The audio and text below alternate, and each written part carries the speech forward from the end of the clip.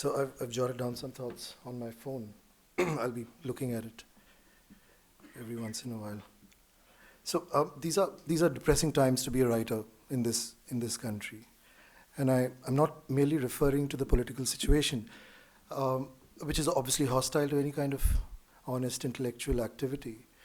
But I also want to draw your attention to the cultural situation, the cultural crisis we are kind of going through, and what it involves is a kind of an unquestioning and complete surrender to the forces of the market in every aspect of life, every field of cultural activity. And on the other hand, it involves a kind of a mass dumbing down in terms of the kind of art we create and consume. So the reading public has completely vanished. It's not on the decline in India. Any kind of cultural activity that is happening outside the domain of the market, the society is completely indifferent to it. And it's so as the reader has disappeared, the writer who still survives, and many writers survive, everyone wants to be a writer today, at least in this city. Samira was talking about it yesterday, that everyone's writing a novel in Delhi. But who's going to read those novels, right? So the writer has reinvented himself into a kind of a performance artist, whose performance actually begins once the writing is over. And that performance is mainly about self-publicity and self-promotion. So yesterday we were walking in Khan Market, and I came across a cardboard cutout, life-size cardboard cutout of a writer outside a bookstore, and the writer was holding a copy of his book. That's what the dominant idea of the writer has been reduced to in our culture. The writer is a salesperson, he's a huckster, standing outside bookstores holding copies of his books. So if a serious writer still survives in this context and has his sanity intact, he finds himself to be increasingly marginalized as a solitary figure who has to do a lot of the work himself. And this work, what is this work? This work is finding an alternative to this mainstream. That's the main work. And in a country like ours, in a culture like ours, where there's no alternative to be found, the writer is called upon, like Amit, to create an alternative to that mainstream. Now, Amit has been doing this work through forums such as Literary Activism, of course, but also throughout his life, through his work, through his writing. Every book is anomalous in its own way. It doesn't fit into any kind of publisher's front list. It draws attention to the form. Each book of his makes us think about, of course, the kind of book it is. It draws attention to the form, as well as the kind of book the writer chose not to write. And maybe I should have used a better term than writer. Writer is kind of limiting in Amit's case, because Amit is more than a writer. He's a musician, a very accomplished singer, composer in the Hindustani classical tradition. He is, I think, the only standard bearer of the Kunwar Sham Gharana, the only vocalist. So there are only two of you. Yeah. And that style of singing is as far from the mainstream of Indian music, Indian classical music, as you can imagine. I urge you all to get on YouTube and maybe listen to a couple of his performances. Maybe Rag Madhuvanti and Multani, I don't know. It's afternoon, so I'm thinking of these rags. Jog Bahar, the Tarana in Jog Bahar is excellent. So, Eliot, there's been a lot of talk about tradition and inheritance. Eliot said that a writer/artist doesn't inherit tradition, he has to earn it. But again, in a culture like ours, where there's no tradition left to inherit or earn, the writer's main responsibility is to create a tradition from scratch. And he does this through reading and writing extensively, of course, through forums such as this one, through this kind of literary activism, through rejecting and absorbing influences, and through forming alliances with other writers across cultures. But most importantly, he does it by taking a position, which is very difficult to do in this country in this historical moment. And this is what makes Amit so special for me and for countless other writers and students. So without any further delay, I present to you the writer and artist, Amit Chaudhuri.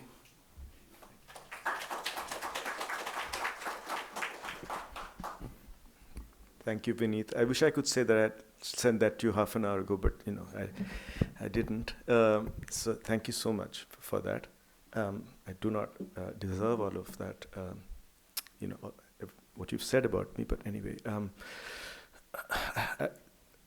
wonderful to be here again. As an organizer, not so much as a speaker, but and to have listened to these amazing, really, talks since yesterday. Sometimes my students in class, will respond. One of them will respond with, "I agree with everything that's been said." The 5 students have spoken, and the 6th one will say, "Yes, I agree with everything that's been said." So basically, that's my position, which makes it kind of, as with the student, a contribution redundant, as it were. Anyway, I'm kind of signed up for making a contribution, and I said to the other speakers, you have, leeway in terms of how you interpret the mission statement. The mission statement was about the writer-critic, as you have gathered by now, and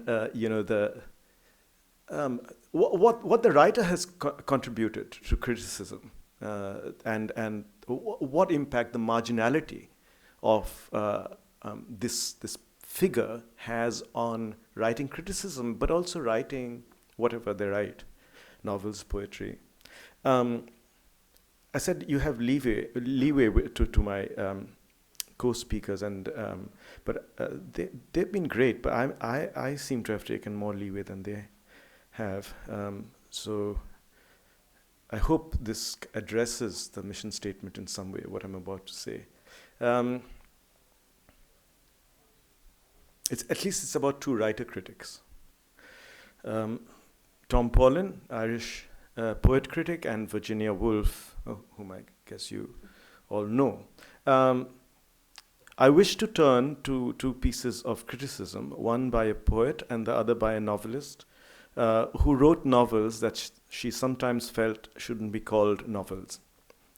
The first is Tom Paulin's essay, John Clare in Babylon, and the second is a short book which might also count as a long essay, A Room of One's Own. Like creative works, poems, stories, or novels, which you might have been drawn to on a first or second reading, but which might speak to you more pointedly when you revisit them after a long interval, these essays say things to me now which I didn't expect them to when I was first struck by them. As rereadings aren't premeditated, they can lead to strange proximities, like this one between Woolf and a writer who has been deeply critical of her, Tom Paulin. But this talk isn't about their relationship to each other, except for whatever contiguities might have been created by revisiting these works in the last 4 years. Paulin's essay came out in the TLS in 1986 in the form of a review of a new edition of Clare's letters, and I read it 6 years later in his collection, Minotaur, Poetry and the Nation State. While writing up my DPhil on D.H. Lawrence's poetry, a DPhil I was on the verge of abandoning as I felt that it would be the only honorable course of action for a young writer who had been using it as a sinecure. Minotaur revealed to me that a critic could be political without compromising the centrality of the poem or losing the shock of aesthetic urgency. In fact, I recall Paulin saying somewhere that writing a poem about politics wasn't intrinsically different from writing one about an apple or taking a walk, by which he meant not to level out the political poem, but open up our idea of how politics and poetry work, that markers or themes are in themselves not reliable indicators of the political any more than they are, as Borges pointed out in the Argentine writer and tradition of ethnicity or culture. By the way, I should also add that there are some of what I'm going to say is connected to talks given by Vidyan and Michelle. So, I agree with everybody. I said that. So anyway, Paulin's engagement with the unexpectedness of poetic language and the ways in which this unexpectedness is crucial to an experience that's non-transcendental, outside the bounds of the conventional parameters of art, and therefore also political, made him quite different from the followers of Edward Said, one of Paulin's great champions, as it happens, who, in their probing of the workings of imperial power through representation or misrepresentation, and in their interest in the new post-colonial cultures of empire, seem necessarily more attuned to or scrutinizing or celebrating representational or narrative forms like the novel, and less so non-narrative poetic projects. Sometimes in these constituencies, it began to seem that poetry had never happened. At this moment, Paulin's unique practice as a poet-critic enmeshed in English literature and Irish politics was instructive, even life-giving. I also liked Paulin's view of English literary history as a fractured history, at once damaged, animated, and energized by its ongoing internal tensions. Clare, whose poetry was briefly a center of attention in his lifetime for being rooted in the landscape he grew up in, is, for Paulin, a migrant displaced by the Enclosure Acts, and though he doesn't use the term, a subaltern in Gramsci's sense. It's from this place, by which I mean not just the gradual erosion of Clare's sense of habitation, but the complexity of national history, that the poetry emerges. This account of Clare was a relief for me. It made clearer to me that the strangely constricting nature of the margin-center paradigm of post-colonial theory, where the imperial power is always the center, the colonized outpost the margin, these categories producing their own predetermined vocabulary. For me, Paulin's essay put one internally riven history and poetics, England's, in conversation with another, say Hindustan's, Ireland's, or Bengal's. In Oxford, I did not think of myself as someone who had arrived from the margins to study writers who are canonical at a center, but as a product of a conflicted history that gave me my own vantage point on England's past. Paulin's essay made me more aware of the conversation my history made me part of. I should add another episode to this account. It involves the publication in April 1992 of Ted Hughes's ambitious study, Shakespeare and the Goddess of Complete Being. Two reviews appeared more or less simultaneously.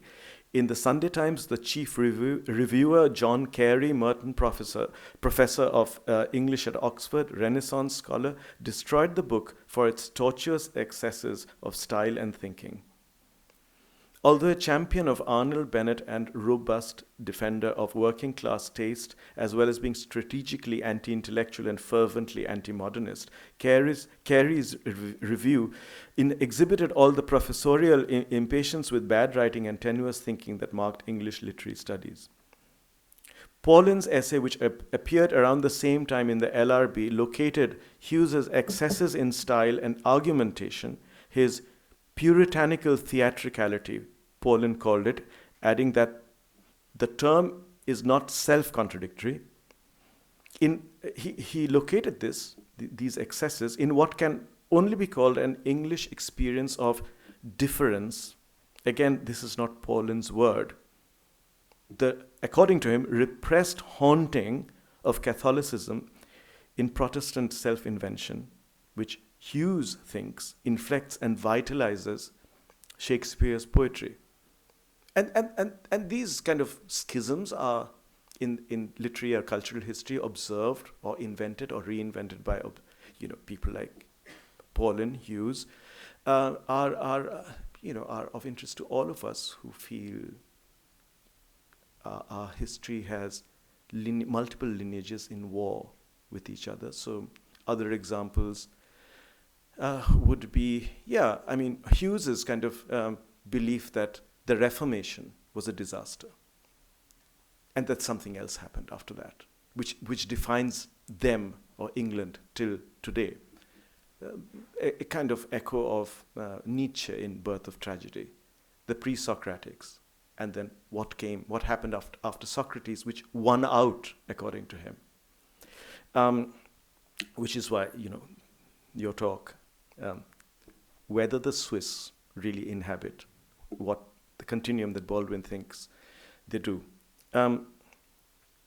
Once you cease, as Paulin and Paulin's Hughes do, to accept the more conventional definitions of English self-consciousness, you must be led to a poetics of difference that has to exist independently of a rubric of color, empire, and migration, but not independent of history.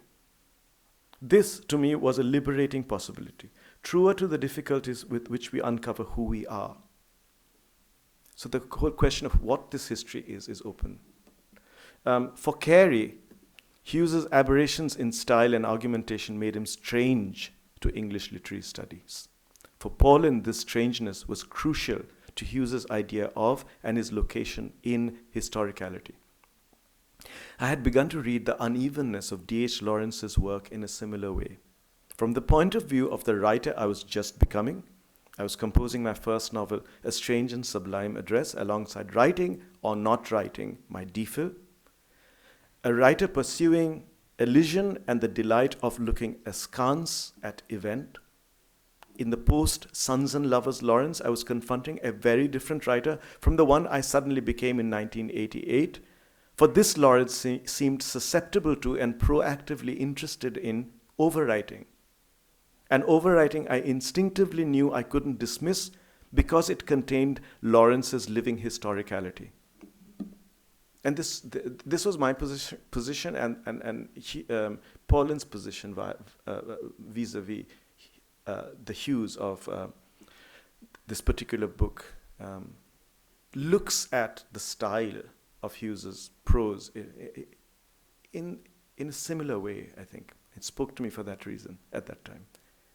So much for what John Clare in Babylon, the name of Paulin's essay, meant to me 3 decades ago. Before moving forward to the present millennium, I'll make a few more stray observations about that period in my life. First, I see now that I both took for granted and did not the fact that some of Paulin's interventions were appearing without footnotes and other marks of scholarly legitimacy in journals like the Times Literary Supplement and the London Review of Books. It was possible for this to happen because of a confluence between critical agendas, a readership that participated in a continuum that wasn't divorced from critical discourse, an editorial policy that allowed the review essay to be a Trojan horse that could stand in the field of contemporary publications, seemingly addressing the matter of good and bad writing as reviews should, while carrying critical and philosophical preoccupations which were unconcerned with the reviewer's customary pursuit of value. The best of the review essays didn't really review, as it was something other than value that excited the critic. And this could make the book that was being reviewed seem redundant sometimes, and contingent in comparison to the review essay itself, a redundancy that could maybe cause as much chagrin in a reviewee as a negative notice. I mean, I know somebody whose edition of whatever, I will not say what. I reviewed, again within quotes, in the London Review of Books. It was not a negative review, but except I spent about two paragraphs in a long review on those editions, and I know the person was unhappy with what I'd done, maybe more unhappy than if I'd said that the editions were rubbish, which they were not.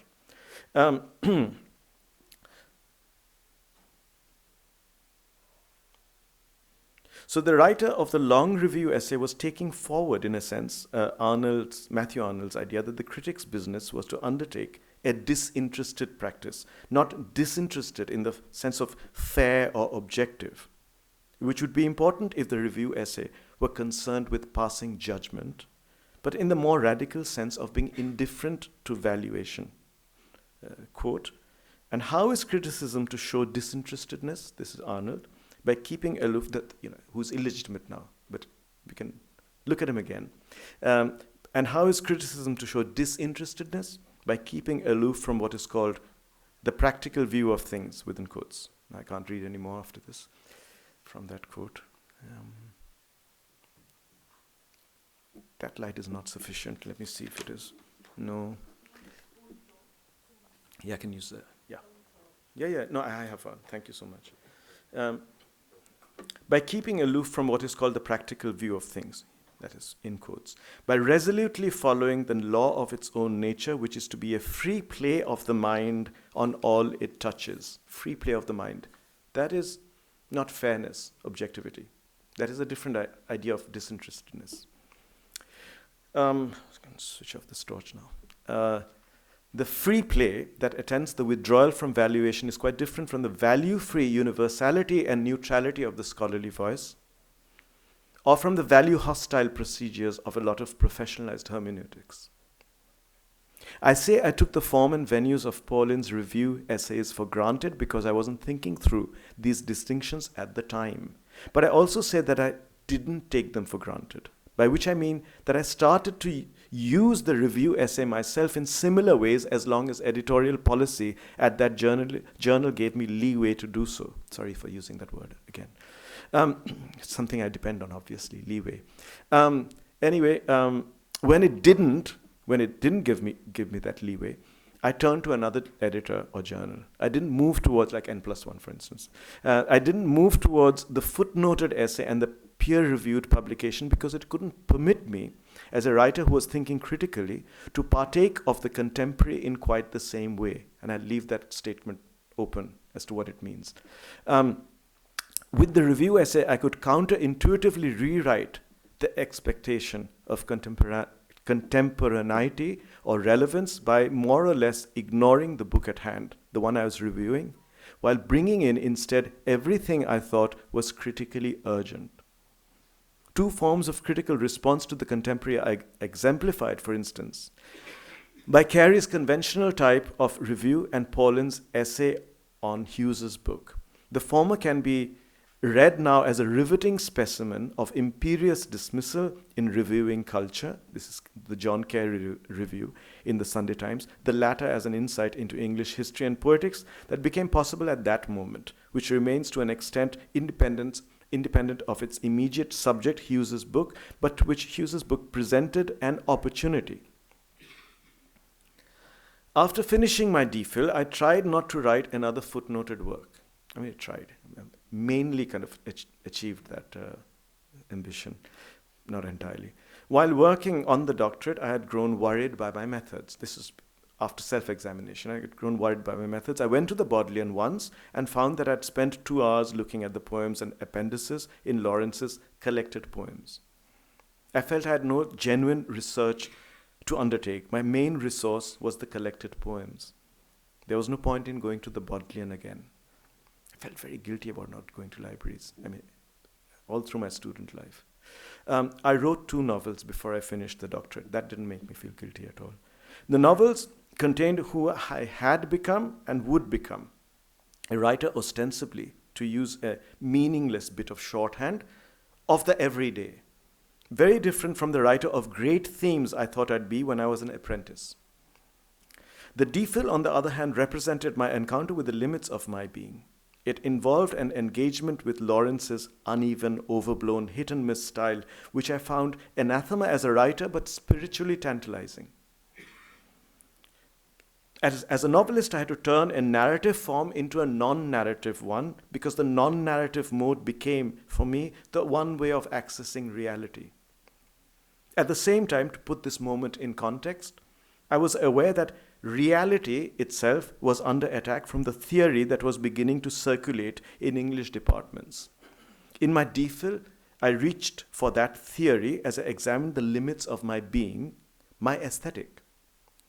Some of the people who came to know my fiction could not connect my fiction to my doctoral work. What, you've written a book on Derrida and Lawrence? You are the author of A Strange and Sublime Address. Anyway, so for a long time, the latter this is my doctoral work, remained unknown or unacknowledged, even more so maybe than the musician and vocalist in me did. I chose to have no job for years. One way of rationalizing my proclivities might have been to professionalize them, to be like David Lodge, a realist novelist who had also, in an academic capacity, edited very useful books on critical theory. Yet this orderly rationalization doesn't capture the incalculability of the sort of writer-critic some of us end up as. There's too much leakage and subterfuge between our projects. One of the things I mean by leakage and subterfuge is an increasing complexity. I wrote and continue writing criticism in a register that is unavailable to me in academia, as this talk, exemplifies. The criticism also comes from an undercurrent of knowing that there's very little place in the academy for a writer like me. Having a job in academia doesn't change this dynamic. I revisited Paulin's essay after almost 3 decades to introduce it to my students for a seminar named what else? The Creative and the Critical. The pandemic began midway through term and we ended up discussing the essay online. The pandemic was only the latest symptom of what it meant to live in a globalized world that had come into being roughly 3 years before Minotaur was published and 2 years before my first novel, A Strange and Sublime Address, came out. The cutoff date I'm referring to is, of course, the fall of the Berlin Wall, an eventuality no one believed would occur. Not even the people in Berlin 2 days before the wall came down. Returning to Paulin's essay, I discovered it contains a premonition of what it would mean to live in the new world of precarity we are now in, the only one my students know. John Clare in Babylon becomes in the process a record of the anguish and humiliation of the contemporary writer. Paulin is writing the essay as an enthusiast of Clare's poetry, but, and this is clearer to me now, he's also writing it as an Irishman who finds himself taking on the role of commentator in the cultural heart of Thatcher's Britain. The anguish this causes, the anguish of being a writer in this new world, is something I hadn't fully sensed in the essay when I'd first read and admired it. Quote from Paulin, "The social forces that were to lift Clare up and then destroy him," says Paulin, "are prefigured in that flattered sense of alienation he describes after the publication of his first book, Poems Descriptive of Rural Life and Scenery." End quote. And then Paulin continues. Writing to his friend Octavius Gilchrist on 21st January 1820, Clare includes an kind of poem, I think, that he shares with his friend, addressed to a copy of Clare's poems sent O. Gilchrist, Esquire, a piece of light verse in which he imagines poems descriptive being given a gold-tooled binding. The actual volume is, quote, plain and simple, according to Clare, but the gilded coat it may receive will elevate it, says Paulin, beyond Clare's social position, rather like an upwardly mobile son, leaving his illiterate laboring father behind. This is the book, Clare's book. Clare's father, like his mother and his wife, was illiterate, but the literate Clare is recognizing here that he's just as trapped as they are with the publication of the book, which might, move at a faster pace than he is, or he can. I love that song. That is a good line. Flattered sense of alienation is a rephrasing of the term recognition, addressing the new registers it has acquired by 1986. Although Paulin is writing this 3 years before globalization has its formal inception, he's 7 years into Thatcher's Britain, during which time trade unions are being dismantled and Thatcher's policy of celebratory rhetoric accompanied by cuts in public spending, including spending on the arts, is becoming normality. Writers and academics at that time make fun of and critique Thatcher, but they, especially writers with academics to follow, fall quickly in line with her ethos and look to benefit from it. Flattered sense of alienation replaces both the literary and asocial connotations of recognition recognition, as well as the more personal ones of imposter syndrome, which all of us feel when a book is published. I mean, many of us do. The phrase gestures to the fact that a certain kind of fame or success under this new dispensation brings with it a diminishing of agency. I don't think Paulin could have come up with this phrase for Clare had it not been for the immediate context of Thatcher's Britain and his position within it. And this kind of detail to do with the author's conflicted feelings on publication was generally irrelevant, at least for lay people, in literary histories of Romanticism and Modernism, inspiringly so because the creative act itself was seen as anomalous and polemical in these periods, so at odds with conventional notions of success, so proximate to failure, that we are uninterested in what Wordsworth felt about his books as physical objects or how they were sold. Clare, by contrast, is not a natural legatee of the literary.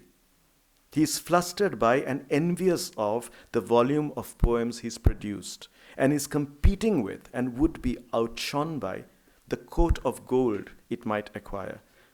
Quote from Paulin, "The fruit of his labor disowns him, and he exists only as a type of abject advertisement for a commodity labeled poems descriptive of rural life and scenery." End quote. Paulin is drawing our attention to this because he's in a comparable position.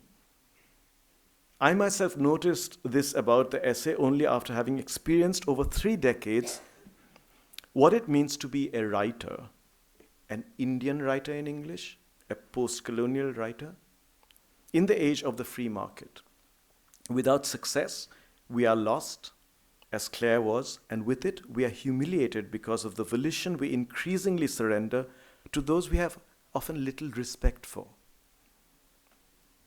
Paulin reminds us of how Clare supplicated to his patrons, in quote from Clare, "I am respected, sir, your grateful spelled Gratful, grateful servant, John Clare." And in the opening sentence of Clare's first extant letter, quote from Clare, "I send you some of the principal subscribers which I have procured lately, the first of which is a baronet." 3 exclamation marks. Those stunned exclamation marks, says Paulin, point to the spiked trap Clare fell into. His success set him apart from his own community, while the system of patronage and publishing which created him could offer nothing but a fitfully marketable public image. End quote. I see the exclamation marks as notations of disbelief, excitement, and bemusement. Today, this could be a Facebook post, in that one doesn't even have to be successful in order to perform success. Grateful with 3 exclamation marks. I see the essay as Paulin's acknowledgement of the possibility of becoming Clare in Thatcher's bubble, and also as an attempt at recovering, through Clare's poems, a sense of the integrity and of literature's receding or lost potential. Coterminous with Britain, and a few years later with the disintegration of the socialist bloc, the bubble becomes the West and all the elite neighborhoods of the globalized world. Presenting the essay to my students, I find that I too am Clare, as perhaps all writers now discover they are while arriving at literary festivals and book signings and creative writing classes. We are products of a new displacement. We are not natural legatees of literature. We have regard neither for our hosts, ourselves, nor our cravings. We let others set the terms. This brings me to Woolf. The word outsider once had a certain glamour to it because it suggested that the outsider had chosen to remove themselves from the center of things. The word is less meaningful today because globalization has no periphery. To be outside it means not to exist. We are busy proving we exist. Our existence is our capital. This fact levels out those who are famous and those who perform fame. Well before there's a very tiny difference now between the famous and the not famous. Almost none. So, well before globalization, Woolf's long essay is an attempt to create a vocabulary to describe exclusion, which is thrust upon us, and outsideness, which we sometimes desire. Of course, Woolf can hardly be accused of being an outsider to inherited privilege, and the prejudices that arise from her position have alienated, for instance, Tom Paulin and others. To the latter, she probably belongs among the descendants of a class of patrons that were entertained and then bored by John Clare. But she's also situated in a group of class outsiders that includes her husband Leonard, sister Vanessa Bell, her brother-in-law Clive Bell, artists Duncan Grant, Roger Fry, others, so-called Bloomsbury set. She's an insider among privileged outsiders. As a woman, though she's excluded from certain territories that the male members of this set would have freedom to access and, if necessary, reject. Woolf can't reject Oxbridge because she has already been preemptively denied entry into some of its spaces. One of the most important elements of liberty is the freedom not to participate in. The act of rejection is unavailable to Woolf in several spheres because of her gender, and to Clare in a post-enclosure world because the terms that define his place in it have been put in place by others. When Clare is reduced to a kind of pretense of being a grateful supplicant, his tone exudes precarity and fragility because he knows that giving up or falling from the position of supplicant is not up to him. Paulin's Clare and Virginia Woolf both conceive of the freedom to reject in spatial terms. For Clare, it's the pre-enclosure field which Paulin claims continues to exist in Thatcher's Britain only in, quote, the village of Laxton in Nottinghamshire, the last surviving example of the feudal open field system, a free, almost floating environment. It's an extraordinary passage, the passage that describes Laxton and its space. For Woolf, it's the notion of a room of one's own. A room of one's own is not only a location to write in, it is the ability to create one's own terms. The denial of this possibility for Woolf as a woman writer and for Clare as a writer who emerged from an agrarian past prefigures the world we live in after the fall of the Berlin Wall.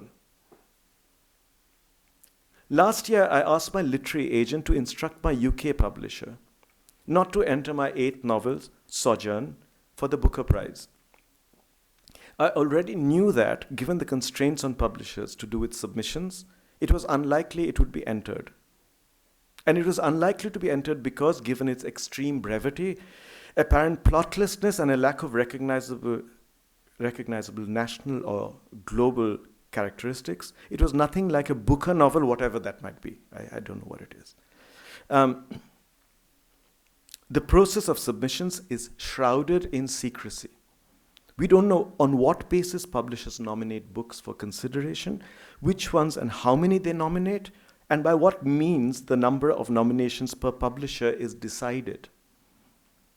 The idea that this is a prize whose workings are comprehensible doesn't hold. In most other spheres, such opaqueness would be deeply worrying. On top of that, the prize militates against the sort of absorption that literature deserves. Judges need to finish hundreds of novels in a limited period of time. Would I reject the prize if I got it? I don't know. But I certainly want the freedom to not be encroached upon by it. Let the Booker do what it wants, as long as I can do what I want to. Over the years, I have been concerned that this freedom is being taken away from me. People assume that all Anglophone novelists begin thinking about the Booker once their book has been published, or even before it has. This is not because writers think the Booker is a useful arbiter of value. They know it isn't. It's because it's now the publishing industry's main PR instrument, if a somewhat jaded and obviously cynical one. To be ignored is to be seen to be excluded, which increasingly takes away our right to ignore. Far more important than the matter of winning or losing, given that the terms otherwise begin to be created not by writers, but by others. To instruct my publisher to not enter the novel for the prize was to take possession of those terms myself, to create a small space, room of one's own. It was about 2 years ago I began to think of a scene that had startled and moved me when I first encountered it on the third page of my edition of Woolf's book. She's being silently admonished through gesture by a beadle, what in contemporary Oxbridge parlance might be called a porter. I don't know if beadles exist anymore. Maybe in Parliament. Anyway, gestured by beadle for walking on the grass in a Cambridge college. The reason for my thinking of this scene was my sense over 30 years of not being read by the post-colonial academy. I wanted to revisit the measures that Woolf had taken in writing about being kept out. Although all non-members of Cambridge colleges are prohibited from stepping onto their patches of green, the college's patches of green, Woolf takes the beadle's agitation to be caused by her gender. He was a beadle, quote, he was a beadle, I was a woman. This was the turf, there was the path, end quote. The confession, I was a woman, is an extraordinary example of self-realization to do with occupying both a natural category and a historical moment. Yeah. That's the only way such a sentence would work. I was a woman. Although women could be students at Oxbridge at the time, they had only begun to be granted degrees in Cambridge that decade and not yet in Oxford. And women's colleges were still to receive full recognition from these universities. None of this is mentioned by Woolf, but its absurdity informs and is offset by the deliberate tranquility of her response to the encounter that follows shortly after the beadle.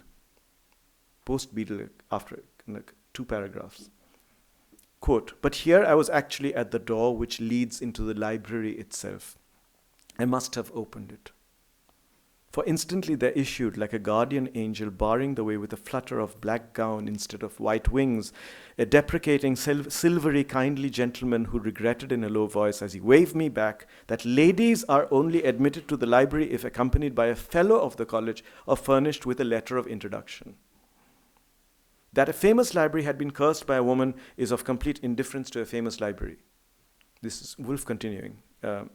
Venerable and calm, with all its treasures safe, locked within its breast, it sleeps complacently and will, so far as I am concerned, so sleep forever.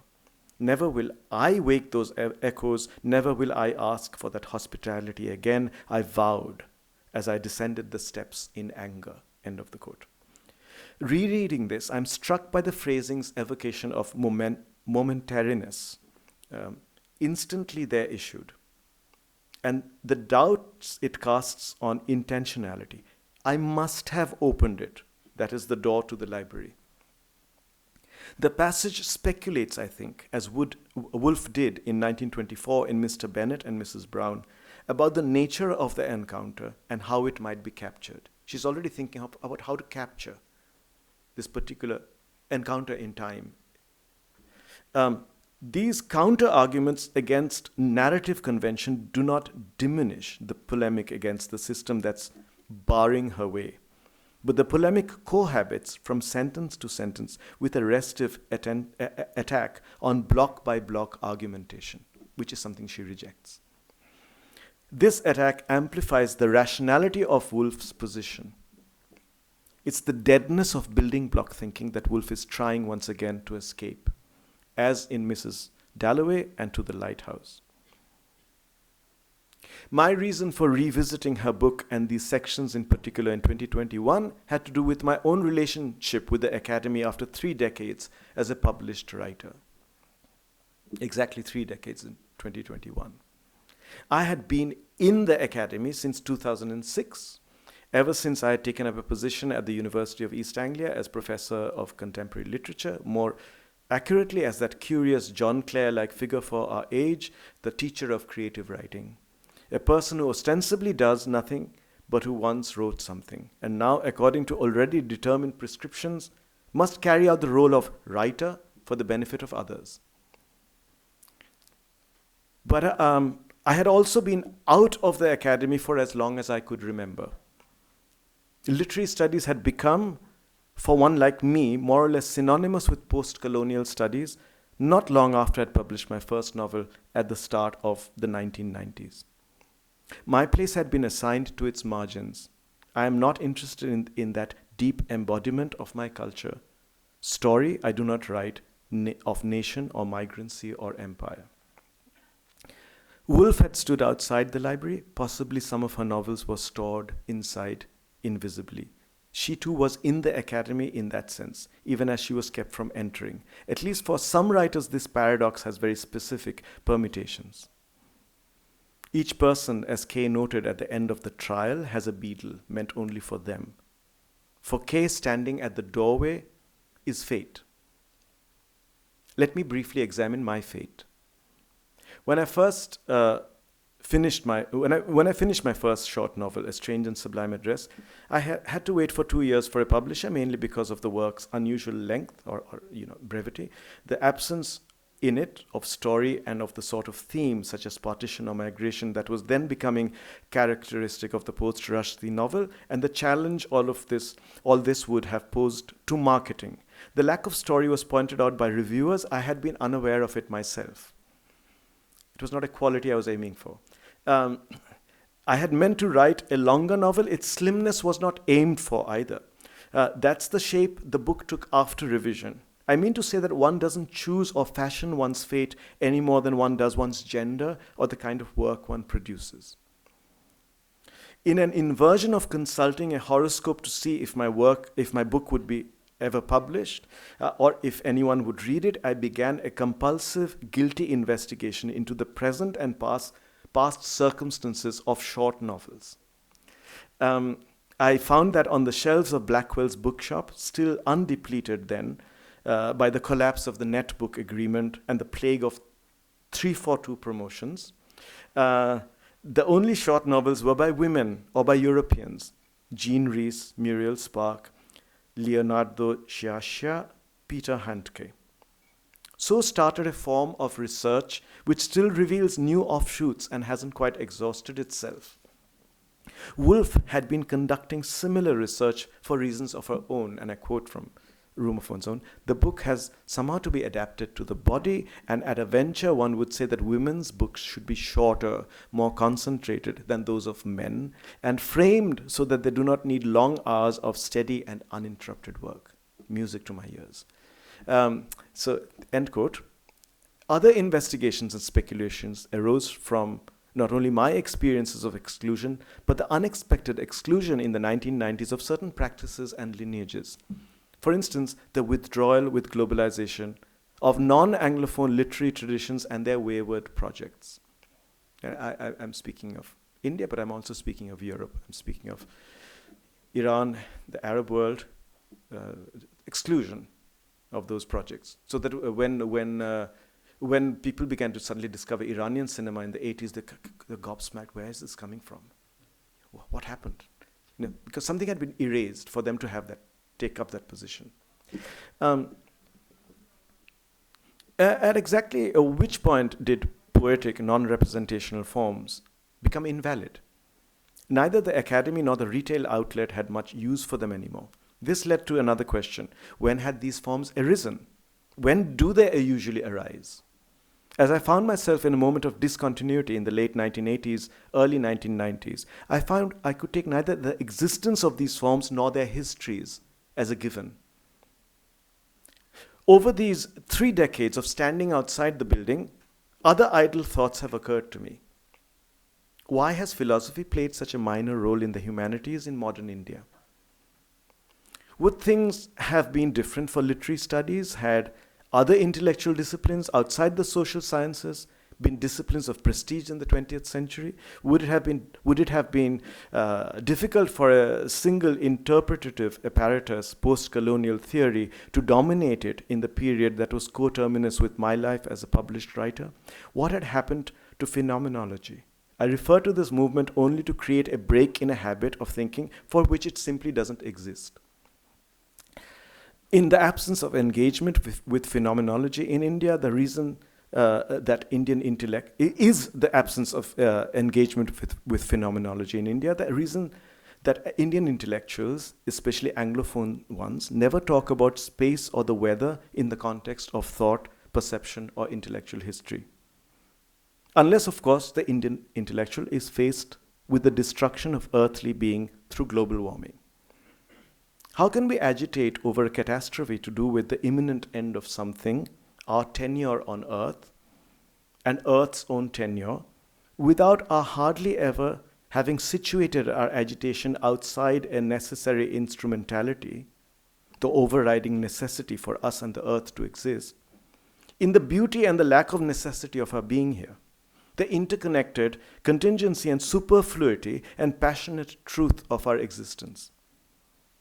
This convergence of superfluity and truth has been explored by our literature and literatures and arts, by cinema and painting, but the academy has little space anymore for such eccentric ruminations. The academy no longer knows how to speak of the weather in its ordinariness. It can only invoke it in terms of rescue. Given that there's a poem that Amitav Kumar, writer, he's begun to write in Hindi. He published a Hindi poem on Facebook.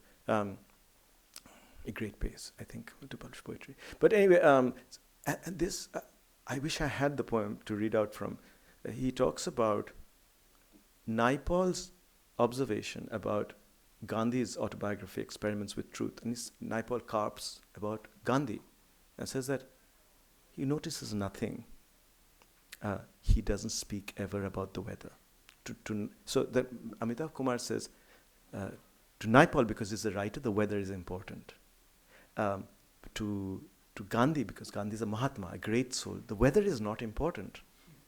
And I wrote to Amitav saying that most of our writers in that case, at least in the English language, are great souls. Anyway, given that these ruminations on everyday weather are essentially secular, to be removed from them is also to be left with a narrow formulation of the secular within the academy. Phenomenology is only one word and possibly a limiting word for the critical impetus I'm referring to. The early 20th century turn towards it in philosophy happened, I think, because of a preceding turn in the arts towards space, which is non-representational, away from Enlightenment realism. Woolf is part of this turn. She's preoccupied with the fullness of absence, with the railway carriage companion or the self or the thought or the history that is most present when not fully available. Her perspective isn't sui generis or generis. It's a consequence of a recovery by the Bloomsbury set and others of non-representational lineages in different parts of the world that had been put into circulation in Europe from the 18th century onwards. This movement in thinking occurs definitively in India too at that time. For instance, the rejection of neoclassical masterfulness creates a new sense of space and new textures and surfaces in 19th century Bengal, to give one example.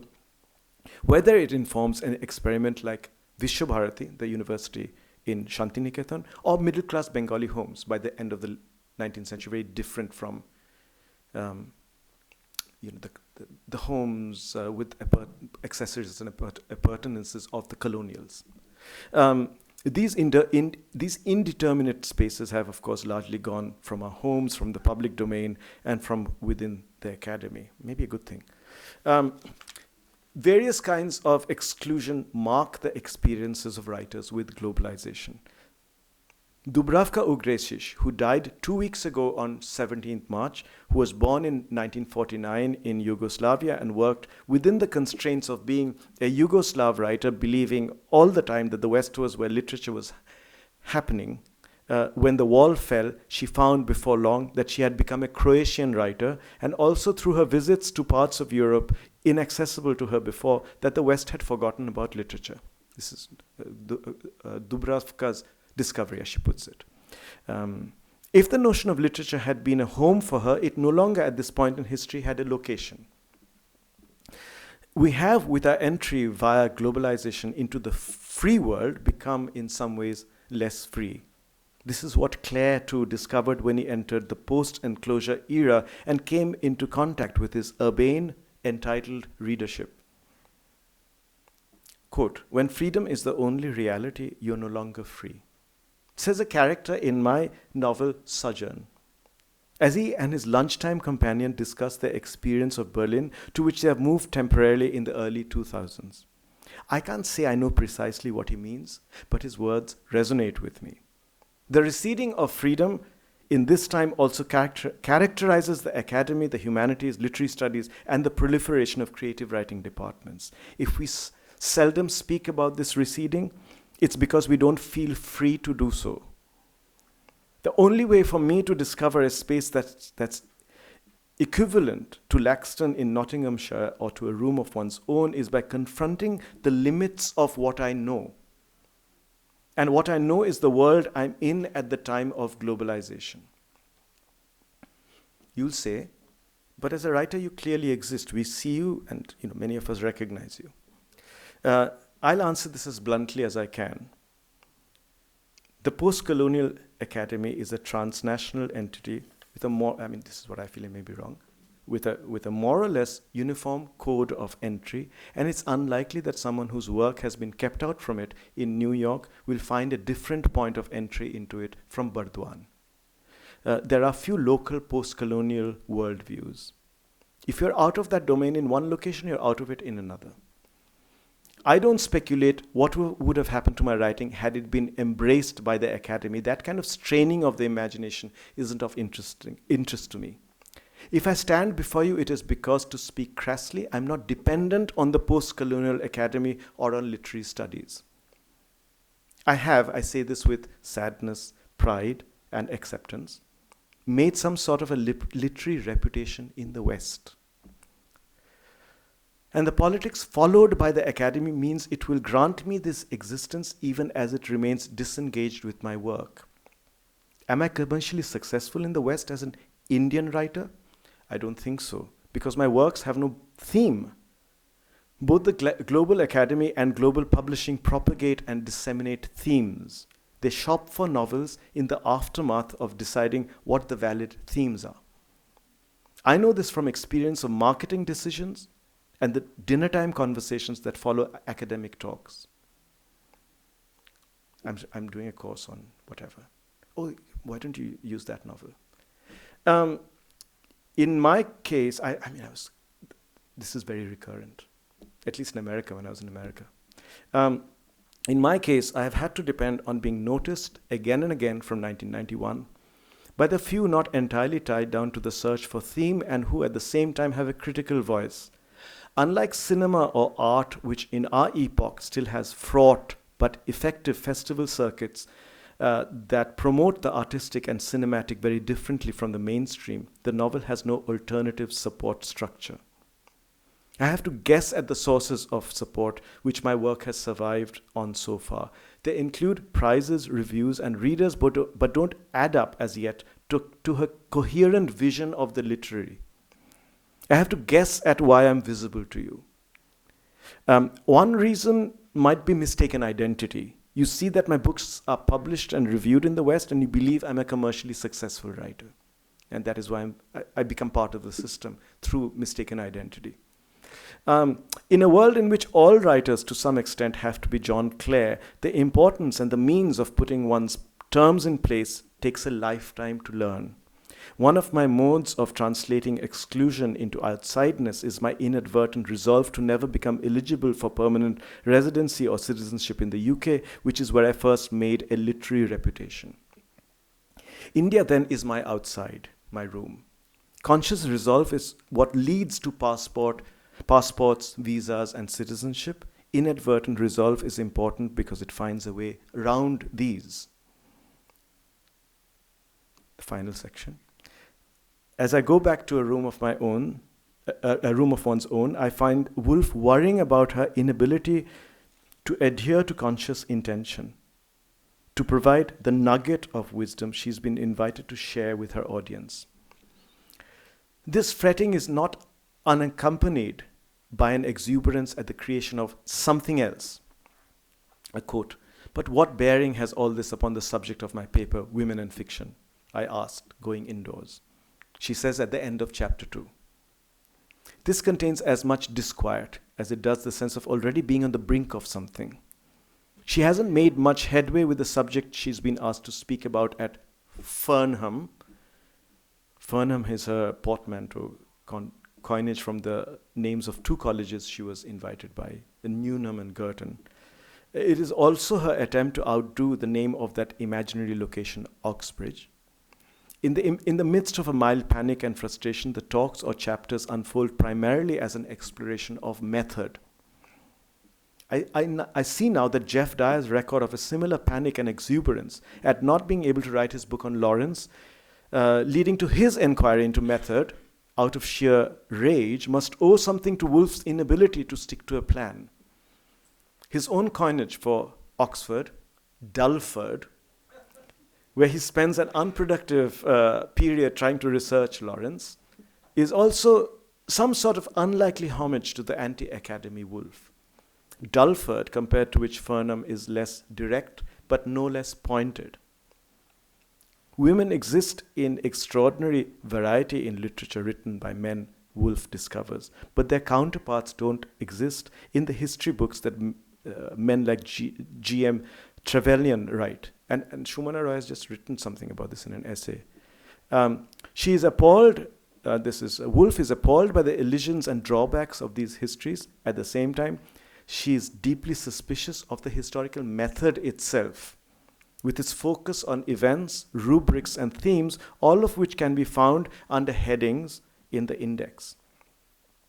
Woolf sees woman not just as an absence from history, but as a counterpoint to the historical method, as we understand it. The historical method as we understand it. As an imaginative writer of a particular kind, at odds with realism, she's deeply committed to this counterpoint. The absent woman is one of her principal starting points, but not her only starting point for an investigation into what pursuing this counterpoint might involve. Woolf's main interest in A Room of One's Own is confronting the limits of thought. The historical realist understanding, which in our times takes on a new manifestation, I'm hesitant to use the word reifies, as globalisation because all we know of the world, because it becomes all we know of the world and history. Globalization becomes knowing. It is knowing. She cannot stop being a woman. She cannot stop being the kind of writer she is. And so she's addressing women, men, writers, and readers. The target in a single sentence can vary from the social and cultural to the foundational. Quote, I need not say that what I am about to describe has no existence. Oxbridge is an invention, so is Fernham. I is only a convenient term for somebody who has no real being. So she's situating the I that's narrating A Room of One's Own in what? She does not simply want a correction as, say, decolonization offers us. She wants, through suggestion, to give us an inkling of where the discourse gives way. Corrective histories of women are important, but they can lead to a replication of the forms of understanding which her sensibility is antithetical to. Woolf's suggestions to do with the limits of understanding take the form of exhortations. Quote, young women, you have never made a discovery of any sort of importance. The plays of Shakespeare are not by you, and you have never introduced a barbarous race to the blessings of civilization. End quote. Or the counterpoint comes in the form of Shakespeare's sister Judith. Quote, this poet who never wrote a word and is buried at the crossroads. How wonderful not only to have a woman poet, but a poet who never wrote a word. This is what we're working towards. A disconnection of the identification of a particular form of production, creating and naming and identifying what that person or kind of artist is.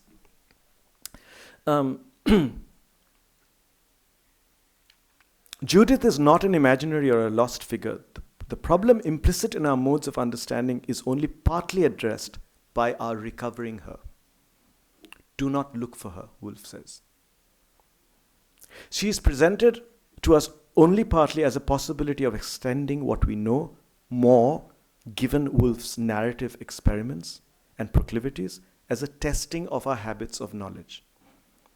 These moments shock us into an awareness of an outside to our thought. The observations I make here too are not principally corrective in their ambition. They wish to come into some kind of contact through this queer composite being, this absence, the writer, with the limits of what we know today. That moment of contact for me is a starting point of criticism.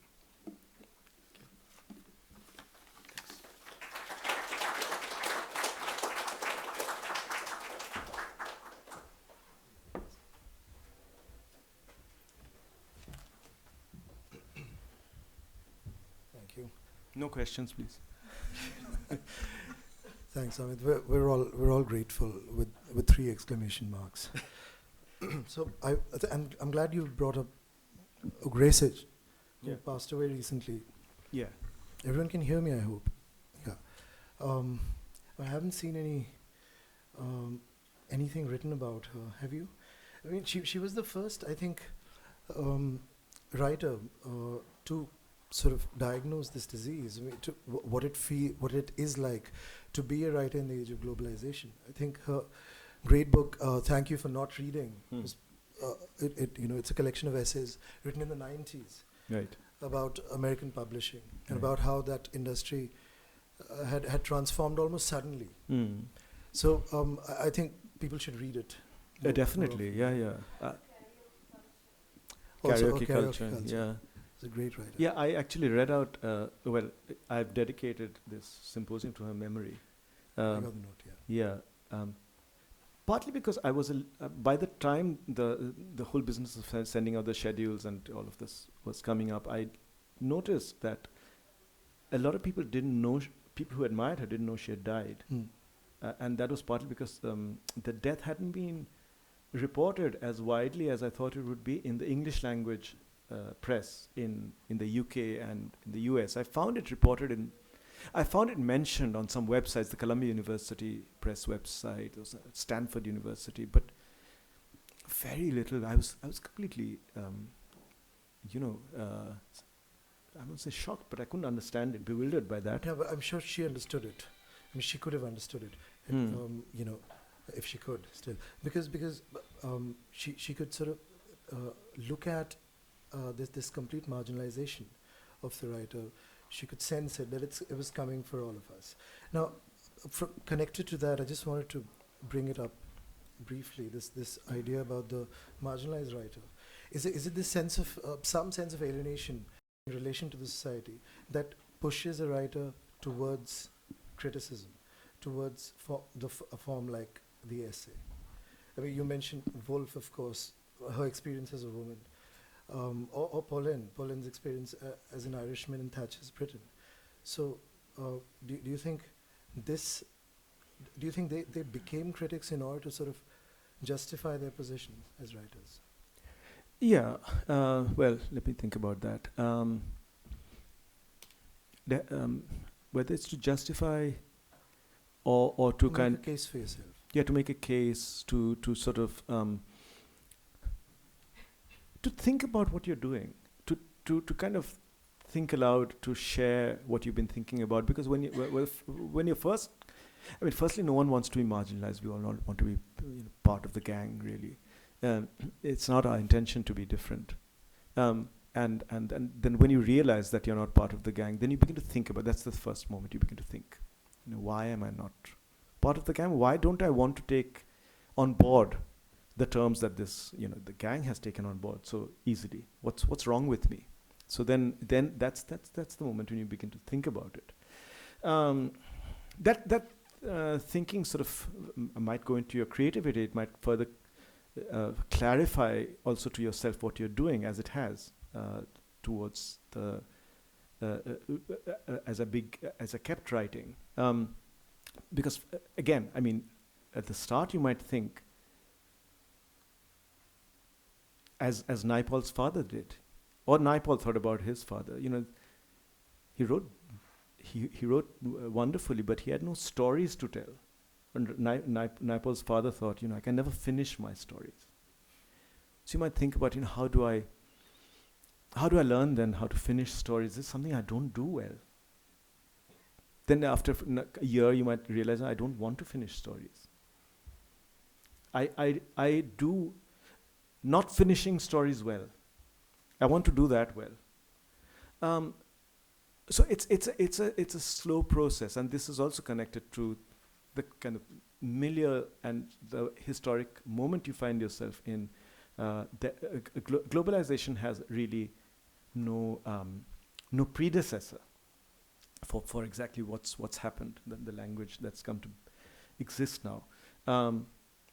But certainly, yes, I did start writing essays as a way of, trying to think through my anomalies. Yeah. Great. Should we open it up now? Or Okay, one question. not even one? Okay. Is that a kind of, you have to die or no? No. End. Right. So one, and then we'll. Yeah. Please can I ask a question about Virginia Woolf? Thank you so much. Thank you so much for a reparative reading of Paulin and Woolf, and the common love, I think, of Claire as a model forward in what we now talk about, the commons and the undercommons. And to cut to the chase, I wonder, a room of one's own, the speaker is trying to get into the archive in order to continue a discussion about Lamb, because Lamb has been horrified to discover that Milton's Lycidas did not fall perfect from his brow, but was actually, there are crossings out. There is a process, and that if we're really going to understand Lycidas, then we need access to that live process, that Lycidas continues to have a life in your mouth and my mouth, and in performance, and we can see evidence of that in the archive. So there are many questions I could ask you about the commons and the binding of the book and the marketing of the book. But now even capitalism and globalization commodifies your archive. That archive, I am grateful to have Woolf's archive because it reinforces the idea that whatever literature is, or art or poetry, it's always in process, and somehow having that archive is important to knowing that. So what are you going to do with your archive? My archive? Yeah, are you, is some institution going to take your archive? This is a very simple question, so it's good for Sanchit. I can answer it very quickly. I don't know. Should I say? British Library has been, but I'm, that resistance that I talked about, no permanent residency elsewhere. So I don't know. I would be happiest if this archive is. I'm not sure whether it's an archive, whether it's worth keeping, but if it is, for whatever historical reason, then over here somewhere I would be happiest. Thank you. Thanks.